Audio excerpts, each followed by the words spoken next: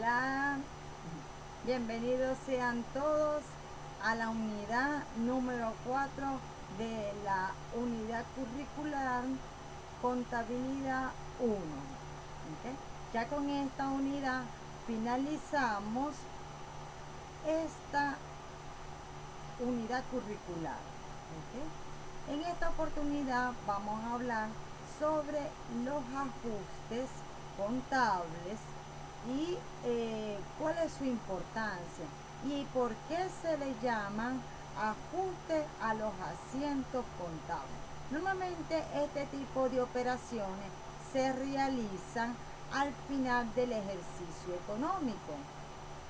Es decir, que una vez que ya tengamos nuestras operaciones o operaciones anotadas en los libros de contabilidad, ellas van a reflejar esos hechos económicos que ocurrieron en la empresa. ¿Cuál es el propósito de estos asientos? Sincerar las operaciones, normalmente basados en el principio de contabilidad ingreso devengado. ¿Qué significa ese principio? Que todo ingreso tiene que estar asociado a un gasto o un costo, ¿correcto? Es decir, que todos los desembolsos de la empresa tienen que ser para un propósito de que de generar ingreso. También podemos decir que el objetivo de estos asientos de ajuste son determinar los resultados que una empresa aplica en la base de la contabilidad. Determina la situación financiera y patrimonial de la empresa en una determinada fecha. Es por eso que decimos que se realiza al final del ejercicio económico. Fíjense que en la unidad 3 nosotros hablamos sobre los comprobantes de contabilidad, que estos a su vez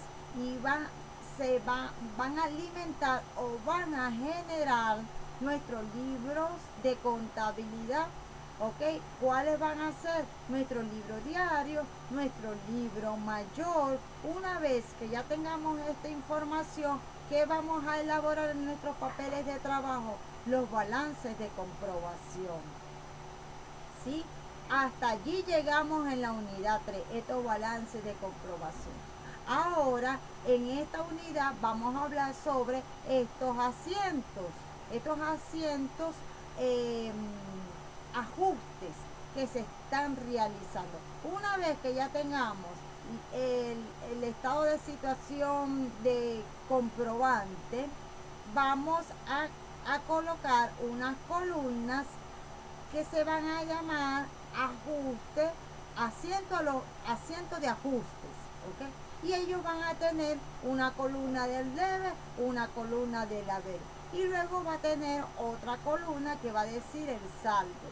Esta columna es la que va a alimentar a los estados financieros, sea el balance general y el estado de resultados.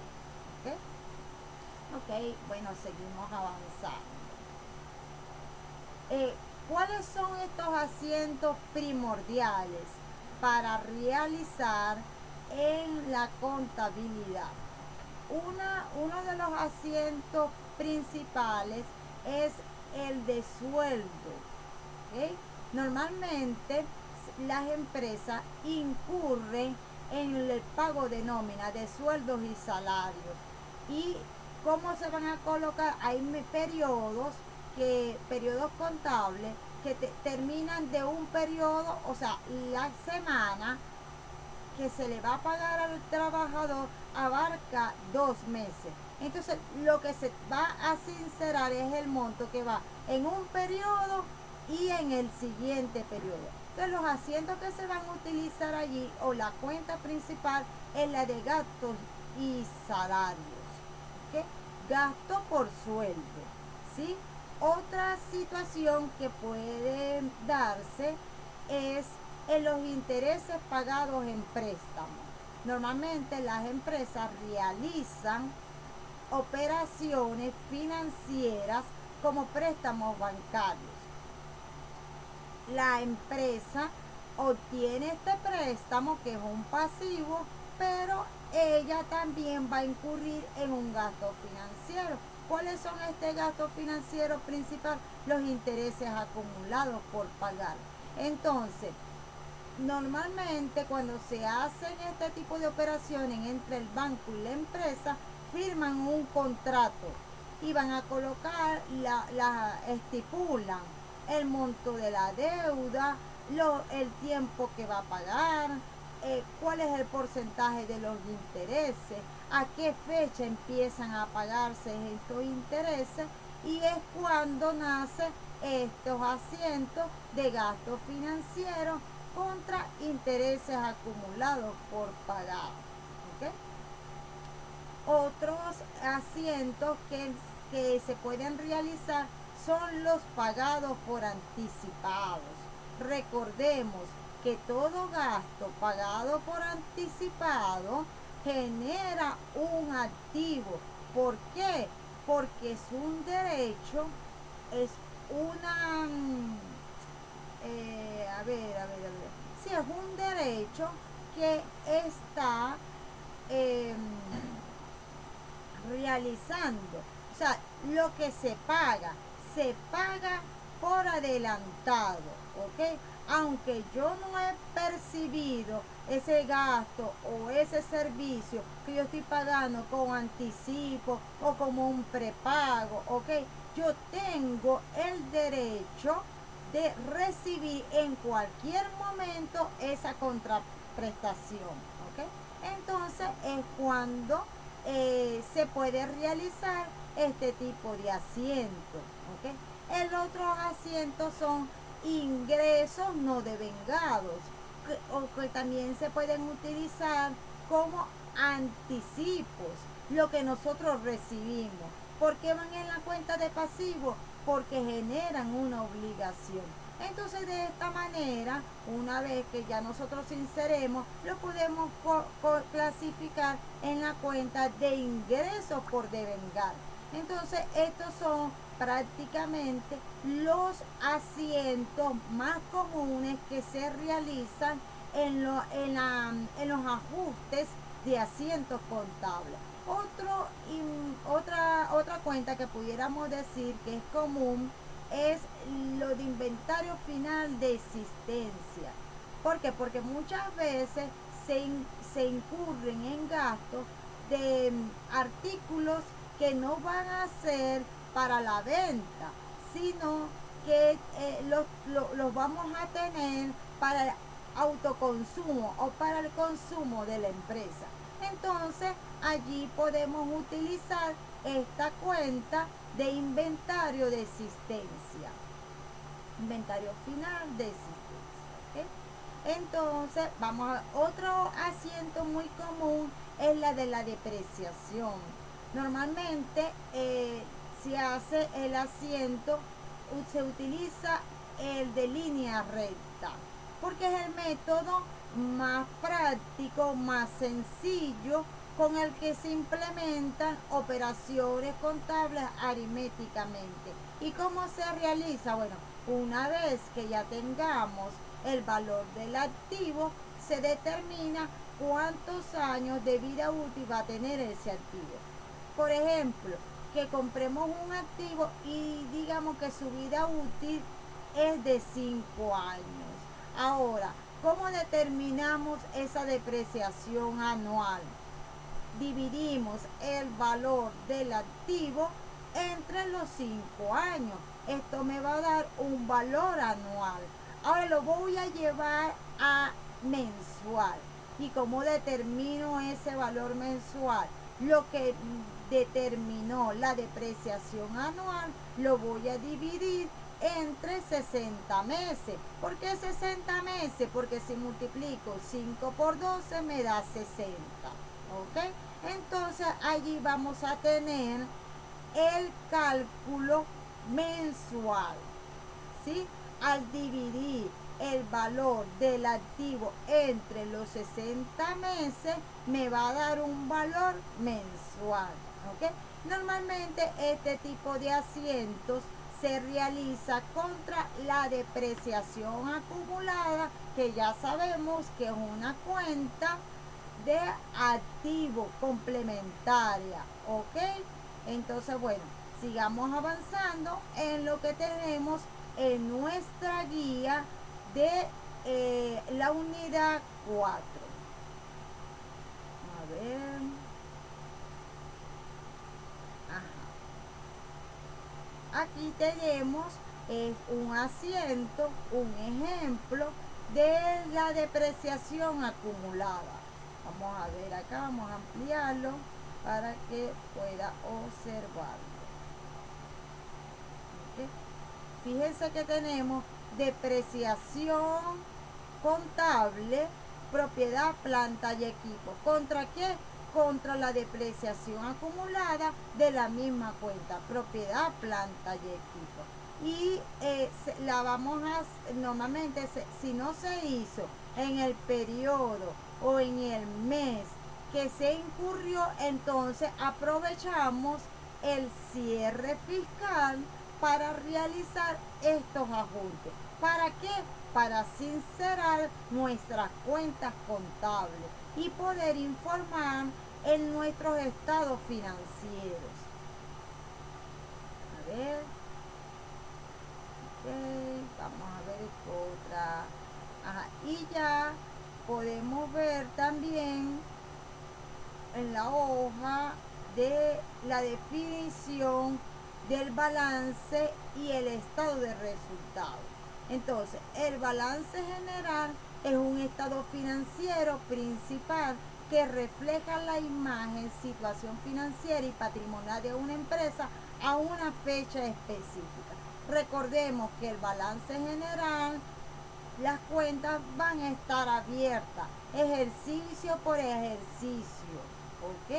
A diferencia del estado de resultados, que simplemente sus cuentas van a estar abiertas durante 12 meses.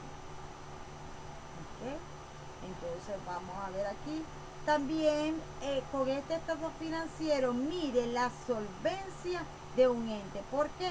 Porque aquí en este estado financiero vamos a observar cuánto disponemos de los activos y cuánto es nuestro pasivo, para saber si nos podemos endeudar, si lo que tenemos en el banco, si lo que tenemos en activo es superior o es inferior a lo que debemos.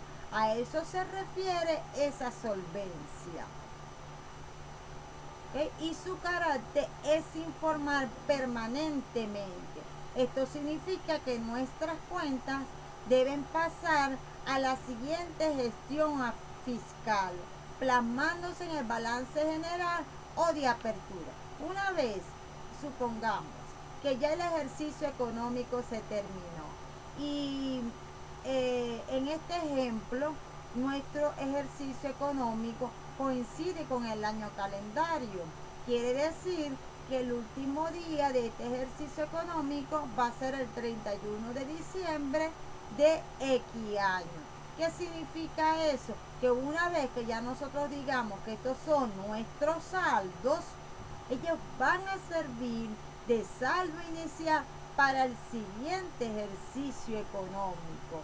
¿Ok? Es decir, que para el siguiente año van a tener un saldo inicial con el que se cerró el año anterior. Y luego vamos a tener estas operaciones en el debe o en el haber, que es lo que me va a dar a mí de nuevo mi saldo por cuenta. ¿Sí?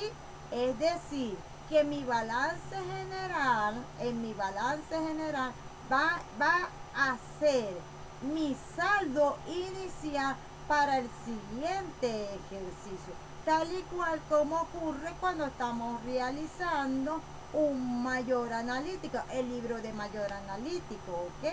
Que yo puedo cerrar mi mayor analítico en un periodo, el saldo que tengo va a abrir el siguiente periodo, ¿ok? Siempre y cuando todas las cuentas en el mismo año, ¿sí? Ahí no va a haber diferencia cuando estoy haciendo mi libro de mayor, pero cuando ya cierro, entonces lo que tengo que tener atención es con mis cuentas reales, porque las cuentas reales que van a estar representadas en el balance general sí se van a mantener abiertas para el siguiente año. Al contrario, con las cuentas nominales. ¿Y dónde se reflejan estas cuentas nominales? En el estado de resultados. Ellas allí sí van a estar abiertas durante 12 meses. Okay. Ya para el siguiente ejercicio, ellas van a iniciar con saldo cero. Si tienen un saldo, entonces ojo con eso, porque entonces no hicimos nuestro asiento de cierre adecuado. ¿Ok? Entonces, ok, sigamos con el análisis de la determinación del estado del resultado. Conocemos como estado de pérdida o excedente o de ganancias y pérdidas, es un estado financiero principal que refleja su contenido exclusivamente en el movimiento de ingresos y egresos. ¿Qué me va a dar ese resultado? La ganancia o la pérdida obtenida durante un ejercicio. La, la finalidad primordial de este estado financiero es mostrar la utilidad o la pérdida a una fecha determinada. Es un estado contable dinámico porque presenta las actividades. En consecuencia, los saldos de estas cuentas se cierran al final de una gestión fiscal o periodo específico y se componen de dos grupos de cuentas, como son los ingresos, los gastos o los gastos o los costos, perdón. Vamos a ver acá y ya para finalizar es el estado de resultado. La diferencia que hay con el balance general es que el balance general nos refleja nuestras cuentas reales. ¿Cuáles son? Activo, pasivo y patrimonio, es decir, que muestra la actividad de la empresa, mientras que el estado de resultado refleja la rentabilidad de una empresa en donde se evidencia sus ingresos, sus costos y gastos. ¿Ok? Bueno, ya con esto podemos finalizar y damos por concluida la unidad número 4. Espero que hayan entendido y estamos en contacto.